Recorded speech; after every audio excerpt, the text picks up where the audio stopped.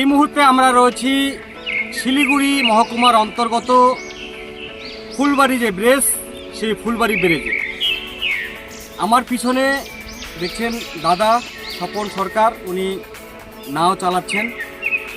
আর এই মহানন্দা নদী যে ফুলবাড়ি ব্রিজের সামনের অংশটা, সেই জায়গায় আমরা আজকে চলে এসেছি আপনাদেরকে দেখানোর জন্য যে যেসব বিদেশি পাখিগুলো এই ঠিক ডিসেম্বর জানুয়ারিতে আসা শুরু করে, এখানে ডিম দেয় এবং বাচ্চা উৎপন্ন করে, আবার ঠিক গরম সময় আস্তে আস্তে তারা চলে যায়।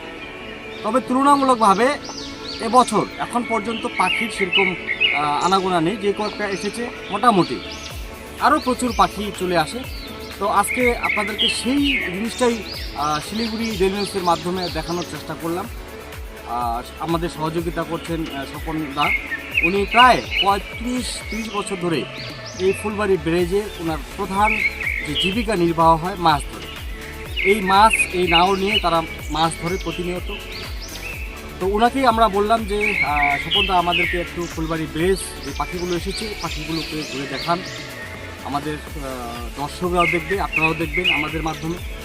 তাই আজকে সেই চিত্র তুলে ধরছি যে বিদেশি পাখিরা, যে সাইবেরিয়ান পাখিরা ইতিমধ্যেই ফুলবাড়ি ব্রিজে আসা শুরু করেছে, সেটাই দেখালাম। এবং কি রয়েছে এখানে, যেগুলোকে বলা হয় অনেকে পানিকুয়ারি, যেগুলো কালো কালো দেখতে, কিন্তু আমরা দেখতে পাচ্ছি এখানে সোনালি রঙের কিছু পাখি, যেগুলো বাইরের দেশ থেকে আসে।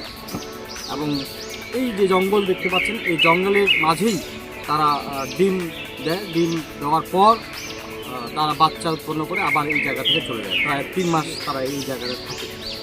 তো সবাইকে দেখার অনুরোধ থাকলো। আজকে শিলিগুড়ি ডেইলি নিউজের মাধ্যমে আমরা সেই একটা চিত্র কিন্তু আপনাদের মাঝে তুলে ধরলাম।